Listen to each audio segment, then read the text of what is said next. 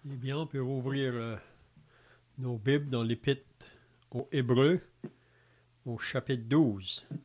L'Épître aux Hébreux, au chapitre 12. Puis on va lire à partir du verset 1 pour rentrer vraiment dans ce qu'on avait vu la semaine passée, là. Donc, Hébreux 12 et le verset 1. Nous donc aussi, puisque nous sommes environnés d'une si grande nuée de témoins, rejetant tout fardeau et le péché qui nous enveloppe si facilement, et courant avec persévérance dans la carrière qui nous est ouverte, ayant les regards sur Jésus, le chef et le consommateur de la foi, qui ont vu de la joie qui lui était réservée, a souffert la croix, méprisé l'ignominie, et s'est assis à la droite du trône de Dieu. Considérez en effet celui qui a supporté contre sa personne une telle opposition de la part des pécheurs, afin que vous ne vous lassiez point l'âme découragée. Vous n'avez pas encore résisté jusqu'au sang en luttant contre le péché. Et vous avez oublié l'exhortation qui vous est adressée comme à des fils. Mon fils, ne méprise pas le châtiment du Seigneur et ne perds pas courage lorsqu'il te reprend. Car le Seigneur châtie celui qu'il aime, et il frappe de la verge tous ceux qu'il reconnaît pour ses fils. Supportez le châtiment, c'est comme des fils que Dieu vous traite. Car quel est le fils qu'un père ne châtie pas? Mais si vous êtes exempt du châtiment auquel tous ont part, vous êtes donc des enfants illégitimes et non des fils. D'ailleurs, puisque nos pères, selon la chair, nous ont châtiés et que nous les avons respectés, ne devons-nous pas, à bien plus forte raison, nous soumettre au Père des esprits pour avoir la vie? Nos pères nous châtiaient pour peu de jours, comme ils le trouvaient bon, mais Dieu nous châtie pour notre bien, afin que nous participions à sa sainteté. Il est vrai que tout châtiment semble d'abord un sujet de tristesse et non de joie, mais il produit plus tard, pour ceux qui ont été ainsi exercés, un fruit paisible de justice. Fortifiez donc vos mains languissantes et vos genoux affaiblis, et suivez avec vos pieds des voies droites, afin que ce qui est boiteux ne dévie pas, mais plutôt se raffermisse. Recherchez la paix avec tous, et la sanctification, sans laquelle personne ne verra le Seigneur.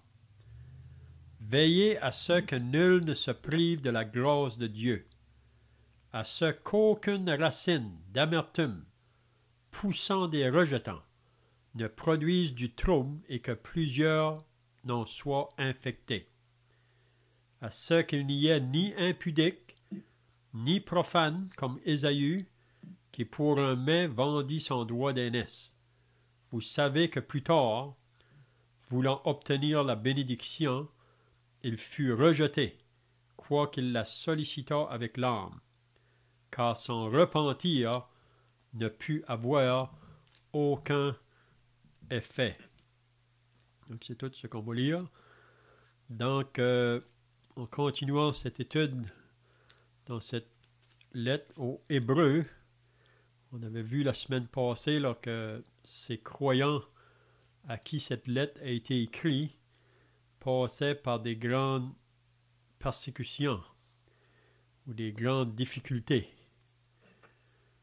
Puis le verset 12 vraiment nous dit la condition que probablement la plupart se trouvaient. Parce qu'ici, il les exhorte à fortifier vos mains languissantes et vos genoux affaiblis. Donc, ça veut dire que, comme dans une course, parce que c'est ça qu'on a vu la semaine passée, là, l'auteur de l'Épître aux Hébreux, il nous parle qu'on est comme dans une course.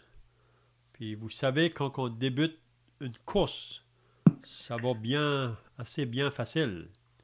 Et on commence tranquillement, mais ils disent que c'est vraiment soit dans le milieu ou le trois quarts de la course, ça peut devenir difficile, mais surtout à la fin de l'arrivée, là. Donc, ici, ces croyants à qui l'auteur écrit, c'est déjà 30 ans depuis que l'Église a commencé, 30 à 35 ans plus tard. On pourrait dire c'est presque une génération qui a passé déjà. Puis, ils attendent le retour du Seigneur. Vous savez que depuis que le Seigneur est parti au ciel, les chrétiens attendent son retour. Il a promis. Mais ces chrétiens ici, 35 ans plus tard, au début de l'Église, ils sont dans des grandes persécutions, des difficultés, puis ils se demandent pourquoi que Jésus n'est pas venu encore. Hein? Puis nous qui sommes rendus 2000 ans plus tard, nous sommes probablement à la fin de la dispensation de l'Église, mais on attend toujours le retour du Seigneur Jésus. Mais chaque génération qui ont vécu depuis ce temps-là, c'est ça leur espérance. Puis parfois dans la génération, là, il peut y avoir des temps où les croyants puissent venir dans des temps de découragement ou d'abattement, même où on voudrait peut-être relâcher un peu. Mais ici, la raison de cette lettre, c'est vraiment pour encourager les chrétiens à persévérer. Puis c'est surtout ici, c'est qu'il y en a qui étaient là au début, mais qu'ils ont abandonné pour retourner de nouveau dans le judaïsme. Là où il y a le temple, là où il y a beaucoup de choses qu'on peut voir par la vue, là. Tandis que la vie chrétienne, c'est vraiment une marche par la foi. Donc, il y en a qui avaient abandonné. Puis ça pourrait être vraiment très difficile pour ceux qui étaient toujours là parce que ça pouvait être peut-être des parents qui abandonnaient ou ça pouvait être des enfants qui ont abandonné, qui se sont détournés pour retourner au judaïsme. Donc, ces croyants ici avaient besoin d'avoir de l'encouragement. Donc, qu'est-ce qu'on va voir ce soir? Si vous vous rappelez, la semaine passée, on avait vu là que l'auteur exhortait ces croyants-là à rejeter deux choses, le fardeau et le péché qui nous enveloppe si facilement. Parce que dans une course, il ne faut pas qu'on ait de fardeau sur les épaules. Donc le fardeau, ça peut être, comme on a dit la semaine passée, ça peut être des choses qui pourraient être parfois légitimes en soi, mais ça m'empêche à courir dans ma carrière chrétienne.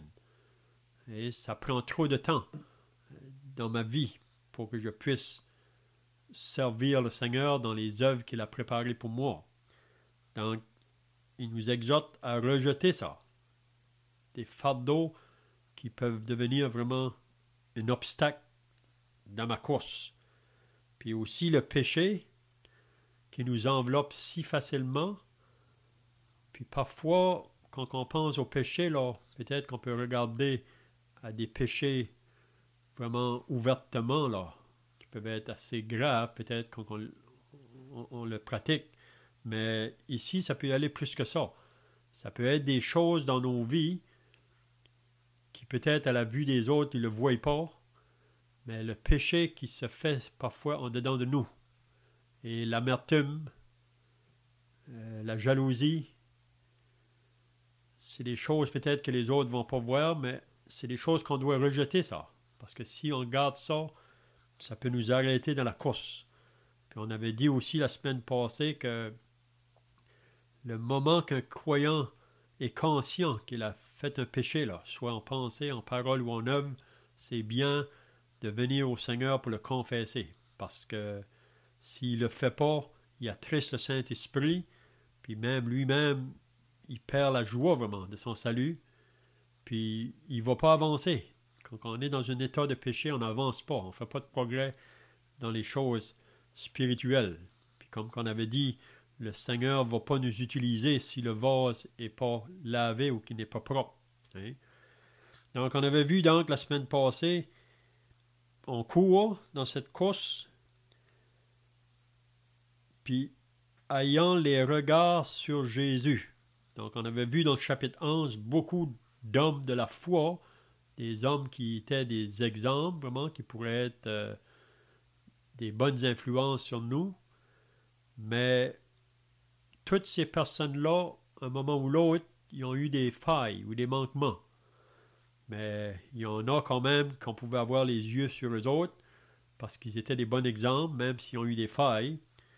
L'apôtre Paul nous dit ça, « Soyez mes imitateurs, frères, comme je le suis moi-même de Christ. » Donc, être un exemple pour les autres autour de nous. Mais ici, l'auteur de l'Épître aux Hébreux nous dirige surtout sur l'exemple suprême, qui est Jésus. Donc, ayant les regards sur Jésus, le chef et le consommateur de la foi. Vous savez que Jésus, avant de partir au ciel pour venir à la terre, il savait tout en avance ce que ça comprenait de venir parmi un peuple pécheur. Puis il savait qu'il rencontrait beaucoup de mépris, de rejet, de dédain.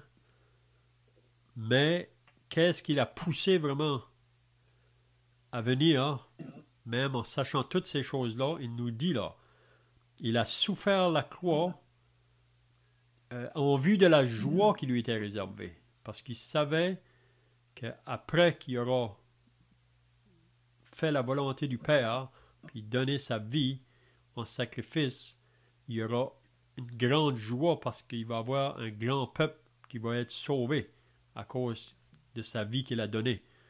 Donc, en vue de la joie qui lui était réservée, il voyait plus loin que la croix.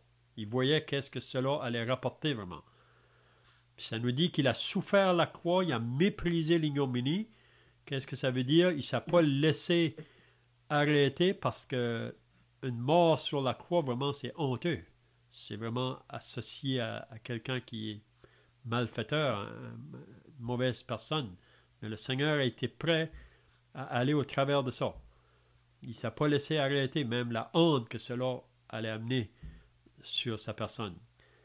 Et ensuite, vous savez que la mort n'a pas pu le retenir. Et il est ressuscité le troisième jour, il est assis à la droite du trône de Dieu.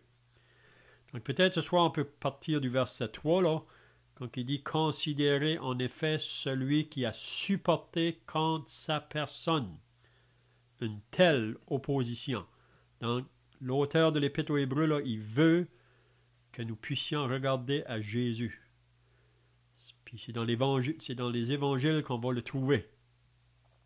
Puis de regarder là, toute l'opposition qu'il a rencontrée tout le long, même avant même qu'il a commencé son ministère public, dans sa propre famille.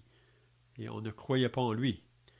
Mais on peut voir dans son ministère public là, toute l'opposition qu'il a rencontrée. Donc, si on est associé avec lui, on rencontrera aussi l'opposition.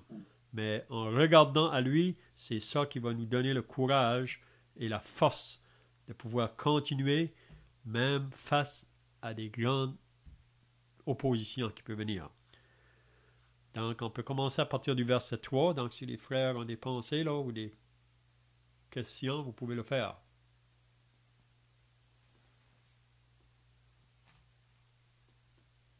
Je pensais que si on est découragé, on peut certainement regarder au Seigneur Jésus. comment qu'ils l'avons traité. Lui qui a supporté comme ça personne une telle opposition de la part des pécheurs. C'est qu'on se sent des fois découragé ou fatigué, on va penser à sa patience, alors que les hommes des pécheurs infligeaient. C'est un mauvais traitement. On bien que le Seigneur Jésus était le seul, il était unique. Comment il a passé à travers de ça? Comme un exemple pour le chrétien, il a donné un exemple. Quand il est découragé, fatigué, regardons le Seigneur Jésus. Tout ce qu'il a fait, enduré de la part des pécheurs, afin que vous ne vous lassiez point l'âme découragée. Si on regarde à ça, si on regarde au Seigneur, toutes les souffrances qu'il a subies à la croix, le monde l'a rajouté. Ça dit qu'il a été mis au nombre des malfaiteurs. Les pécheurs l'ont traité sorte on a même dit qu'il était Belzébus, le prince des démons. Il a tout supporté ça. Donc, pour moi, pour le chrétien, on va comme au chapitre, on commence au chapitre 1, ça dit avoir les regards fixés garder les yeux fixés sur Jésus, notre chef et notre maître. Parce qu'en cause de Seigneur Jésus, tout ce qu'il a fait, a souffert pour nous autres. Et ici, nous aussi, puisque nous sommes environnés d'une grande nuée de témoins, des témoins du chapitre 11 de foi, rejetant toutes sortes d'eau et les péchés, nous environnent si facilement, courant avec persévérance à la carrière mais ouverte, ayant ou détournant les regards sur Jésus. Saisissent la foi et l'amène à la perfection. Si tu peux amener notre foi à la perfection, au moment quand on retourne les yeux du Seigneur, la foi va commencer à baisser. Ainsi quand on a les yeux, les regards fixés sur le Seigneur Jésus, parce que le Seigneur Jésus, il suscite la foi et l'amène à la perfection. Et méchant de sa joie, qui a été résolvé, il a souffert la foi, méprisé l'ignominie, il est assis à la droite de Dieu. On voit comment il était, hein? Comment il était le Seigneur. Il faut vraiment que c'est quand on vient comme découragé, fatigué, on va avoir les regards fixés sur notre maître. Lui qui a payé la dette à la foi, il a souffert plus que nous autres, on va toujours avoir les yeux fixés là. Si on regarde ailleurs, une chose, on va faillir d'empêcher d'un bord à l'autre. Hein?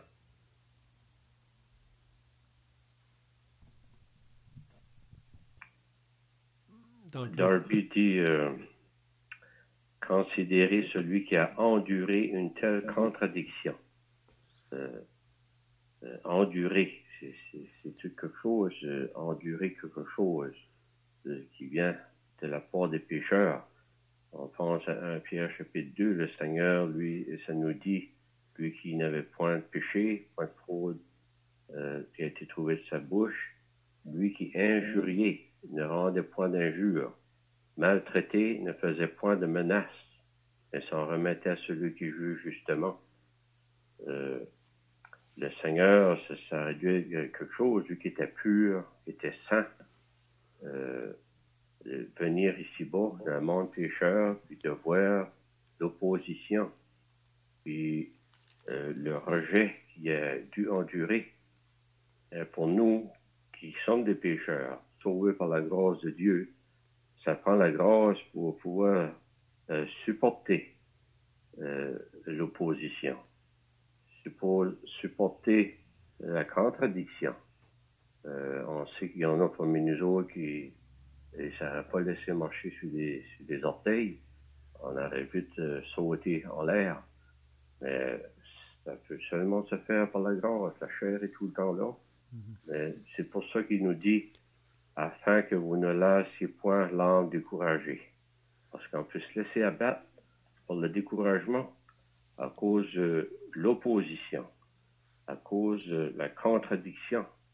Mais on est appelé à endurer ces choses-là en regardant à notre cher Sauveur, lui qui a tant enduré.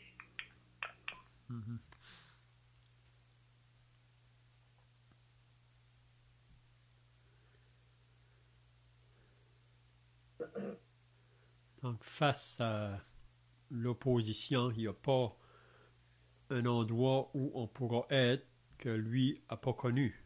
Oui.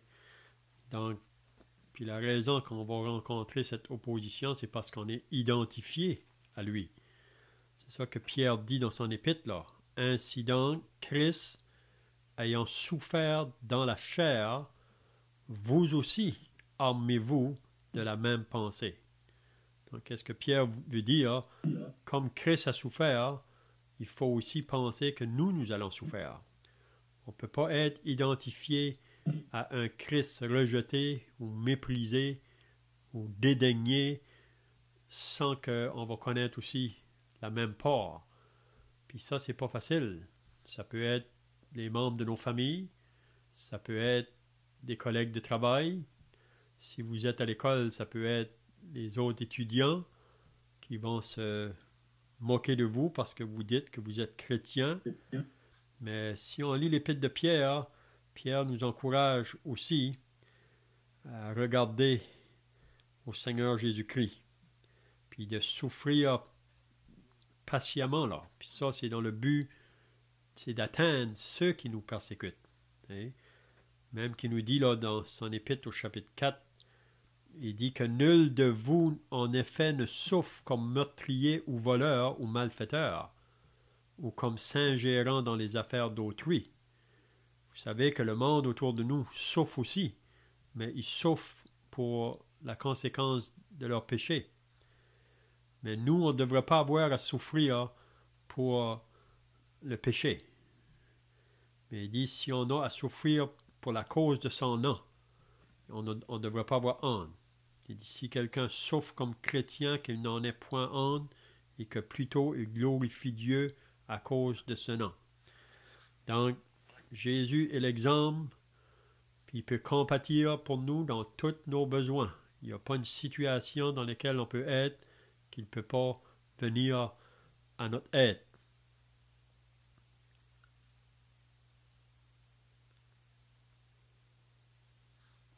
T'as dit la même pensée que je voulais dire. Oui, oui, c'est bien. Par rapport aux chrétiens. C'est vrai que même qu'il dit que si moi le maître, il m'a persécuté, ça dit qu'il vous persécutera aussi. Le maître n'est pas plus grand que l'autre. Parce que j'avais justement ça à la pensée pareil.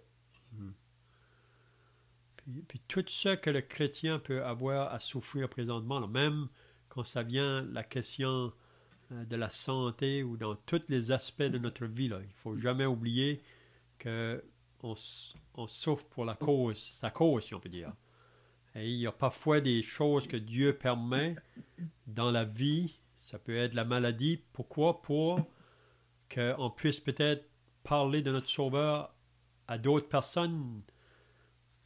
Parce que si on n'aurait pas passé par là, on n'aurait pas rencontré ces gens-là. Là. Donc, on ne comprend pas toujours les desseins de Dieu, mais si on peut réaliser que dans toutes les souffrances qu'on peut avoir à porter, vous savez, la souffrance, c'est pas toujours une douleur physique dans le corps. Il y en a que ça peut être ça. Mais il y a des chrétiens aujourd'hui qui souffrent beaucoup là, dans leur cœur, vraiment, à cause de la condition peut-être des enfants qui ont quitté le foyer. Ça, c'est une souffrance qu'on porte, mais qu'on puisse le porter pour le Seigneur. Le Seigneur a connu ça aussi. Il a été rejeté de sa famille, même si ça nous dit que ses frères ne croyaient pas en lui. Donc, il n'y a pas un endroit où on peut passer que lui n'a pas connu là. Donc, qu'est-ce qu'il veut dire au verset 4 quand il dit « Vous n'avez pas encore résisté jusqu'au sang en luttant contre le péché ». Qu'est-ce qu'il veut dire ici?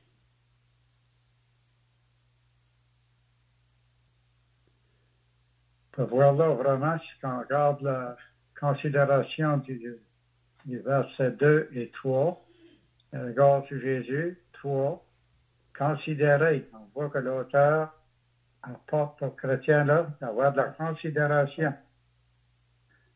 Et aussi, on voit au numéro 4, vous n'avez pas encore résisté jusqu'au sang en luttant contre le péché. Mais vraiment, pour avoir cette résistance-là, il rappelle, il dit, vous avez oublié l'exhortation qui vous est adressée comme à des fils. Parce que ça nous dit qu'on est des auditeurs oublieux. On voit vraiment ici la situation que l'auteur ramène à ces personnes-là. D'avoir le regard sur Jésus, verset 3, avoir de la considération. Il dit considérer ici. Il ne dit pas continuer, mais il dit considérer. On voit vraiment là un effet qu'il a supporté quand cette personne a une telle opposition de la part des pécheurs, afin que vous ne lâchiez point l'âme découragée. Si on a la considération que le Seigneur a souffert pour nous, les choses vont prendre place. Comme un puzzle, je ne peux pas changer les pièces de place, ça ne marche pas. Pourquoi j'utilise les pièces de puzzle? Parce que moi, je ne suis pas un de puzzle. Mais si on voit vraiment ici, dans la ligne, qu'est-ce que c'est qu'on voit pour résister jusqu'au sang en luttant contre le péché? Premièrement, il faut avoir la considération. Puis, se rappeler l'exhortation qui nous a été adressée comme à ces personnes-là.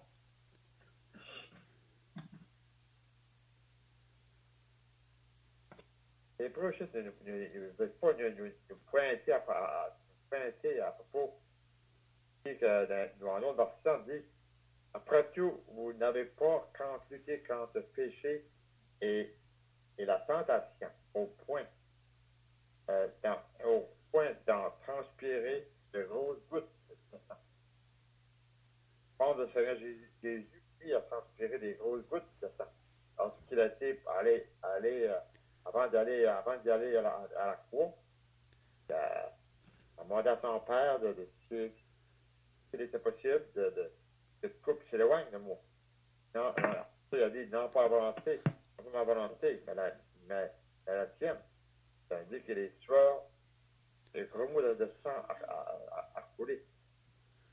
On pourrait pas penser ici que quand les chrétiens, les chrétiens, vous n'avez pas souffert à cause de des gouttes, dans des transpirations de grosses gouttes de sang. Je ne sais pas ce que vous en pensez, d'ailleurs. Oui, ça peut être la pensée, c'est que les chrétiens par lesquels l'auteur écrit ici, ils passent par des difficultés, mais ils ne sont pas encore dans un point là où il y en a qui ont versé du sang peut-être pour la cause de Christ. Il y a des chrétiens qui ont été mis à mort pour le nom de Christ. Il y en a qui ont été battus, mais on ne peut pas nous comparer à ce que le Seigneur a connu vraiment. Et vous n'avez pas encore résisté jusqu'au sang en luttant contre le péché, parce qu'on vit dans un monde qui est contraire à Dieu. On vit dans un monde dans lequel on était autrefois, où on se livrait au péché nous aussi. Mais maintenant qu'on est associé à un nouveau maître, comme Paul nous dit dans l'Épître aux Romains au chapitre 6, maintenant on est appelé à vivre une vie associée à la sainteté. Puis c'est la raison pourquoi qu'on a un combat à livrer, parce que le monde dans lequel on vit, c'est la vie du péché. Hein? Puis parce qu'on ne veut plus participer à ces choses-là, même parfois, on doit leur dire la raison pourquoi. C'est parce que maintenant, on est sauvé, on veut vivre une vie pour Dieu. Donc, à cause de cela, ils peuvent nous faire du mal. C'est comme Joseph. Pourquoi qu'on a mis Joseph dans la citerne qu'on voulait le tuer? Puis ensuite, on l'a vendu. Pourquoi? Parce que Joseph ne participait pas à leur mal, là. Donc, c'est ça la raison. Mais il y en a qui peuvent aller jusqu'au sang pour la cause de Christ. Mais ici, les chrétiens à qui ils parlent, c'est comme si qui dit vous n'avez pas encore résisté, c'est pas encore rendu jusqu'à là, si on peut dire là. Mais le Seigneur a été jusqu'à là. Donc, ça veut dire que c'est possible qu'on pourrait être obligé de passer dans ce chemin-là, qu'on pourrait aller jusqu'au sang pour la cause de Christ.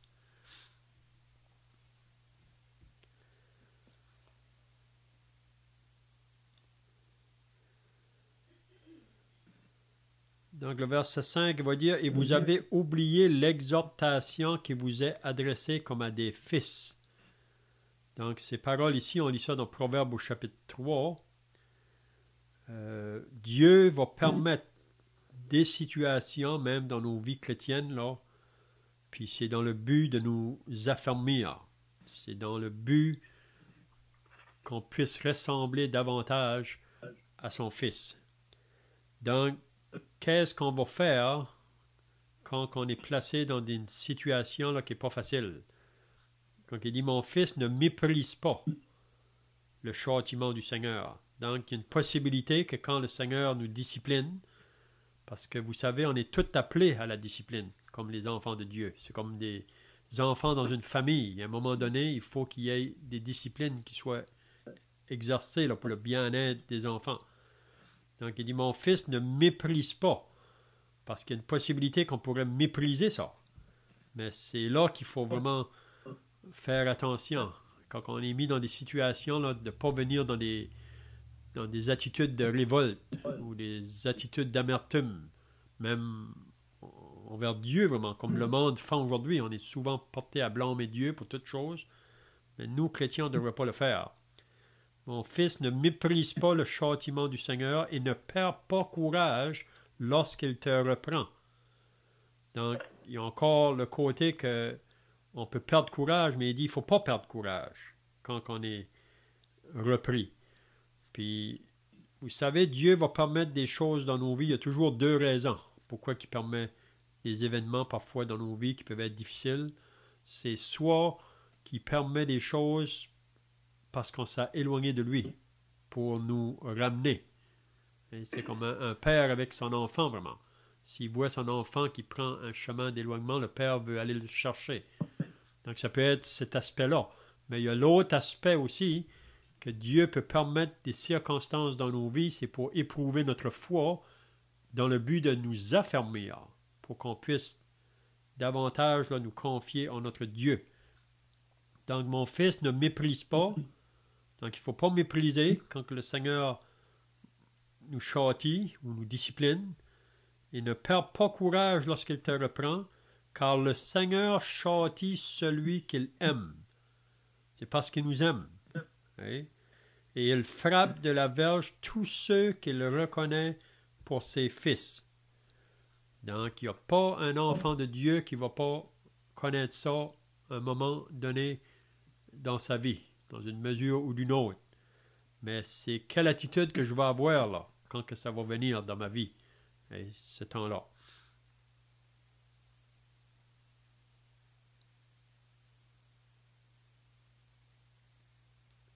Si cela peut aider, j'avais eu de penser là-dessus il y a plusieurs années passées. Une telle situation, toute la chair en nous, mais une question qu'on peut se poser. C'est quoi que le Seigneur ferait dans une telle situation? C'est quoi ce que le Seigneur répondrait? Comment est-ce qu'il agirait? Si on appartient au Seigneur, moi je vois qu'on agirait comme lui. Il faut apporter un témoignage autour de nous. Comme eux autres sites.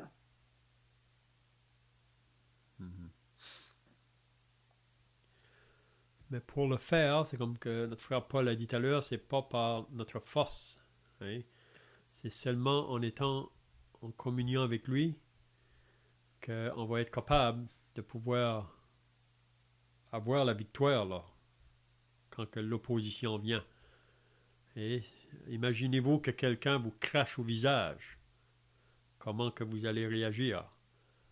Ou quelqu'un qui commence à crier après vous ou à blasphémer après vous. Comment qu'on va réagir? Donc c'est là qu'on est appelé, comme qui vient d'être dit, à agir comme le Seigneur agit. Et vous savez que le Seigneur Jésus, face à l'opposition, même quand on est venu l'arrêter, là, toutes les moqueries qu'on a portées sur lui, il ne s'est jamais défendu. Il était comme un agneau qu'on mène à la boucherie. Le seul temps qu'il parlait, c'est pour dire d'où il venait, puis pourquoi qu'il était venu. Puis même qu'il a dit à Pilate, mon royaume n'est pas de ce monde. Si mon royaume était de ce monde, mes serviteurs combattraient pour moi. Ça veut dire que si son royaume était d'ici-bas, il y a quelqu'un qui va combattre pour lui, même qu'il y a des anges qui auraient venu le délivrer. Mais non, il fallait qu'il meure pour le salut des âmes.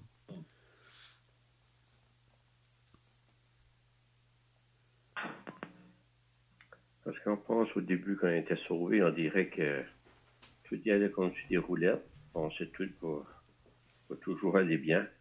Mais quand ce que les épreuves viennent, nous, la discipline du Seigneur, le châtiment, comme c'est marqué ici, c'est dans le but de nous enseigner, dans le but de nous instruire, puis aussi pour notre préservation.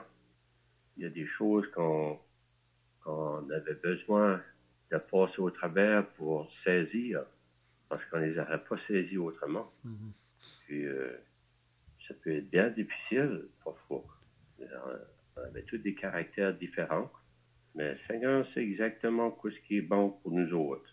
Le châtiment n'est pas parce qu'il est en colère comme nous autres. C'est vraiment pour nous instruire. C'est vrai, comme a été mentionné, ça peut être pour nous ramener, quand ça éloigné. Mais souvent, c'est pour nos instructions, pour qu'on saisisse vraiment ses plans pour chacun de nous.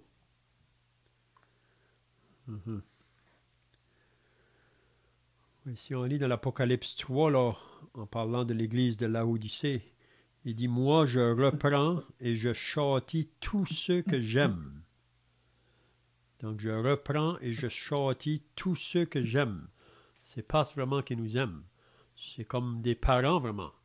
Vous savez, des fois, quand le père doit exercer la discipline dans le foyer avec les enfants ne comprennent pas toujours. Même qu'ils peuvent venir à dire ben, « Papa m'aime pas » ou « Maman m'aime pas. Hein? » Mais c'est pas parce que les parents n'aiment pas. C'est qu'ils le font pour le bien de l'enfant. Puis c'est pas facile pour un parent là, de discipliner ou corriger l'enfant. Là. Ça fait mal souvent à des parents de le faire, mais il faut que ça soit fait pour le bien-être de l'enfant. Hein? Puis c'est ça qui nous parle par la suite ici. Là. Il nous dit ça. Que si nos pères, selon la chair, nous ont châtiés et que nous les avons respectés, donc est-ce qu'on ne devrait pas plus encore nous soumettre au Père des esprits pour avoir la vie? Hein?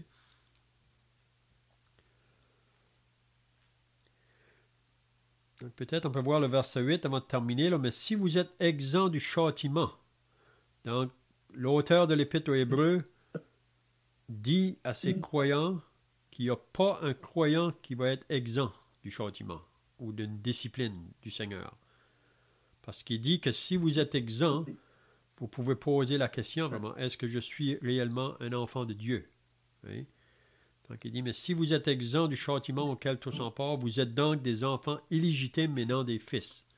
Parce que chaque enfant de Dieu, il n'y a personne qui un jour ou l'autre va avoir ce temps de discipline ou de châtiment du Seigneur. Donc si vous êtes sous la discipline du Seigneur, il ne faut pas oublier que les autres aussi sont sous la discipline du Seigneur. On passe tout par là un moment ou l'autre. Je vois que le temps est passé, là, moi, que les frères ont d'autres choses à ajouter, là. Sinon, on peut terminer par un cantique, puis ensuite la prière.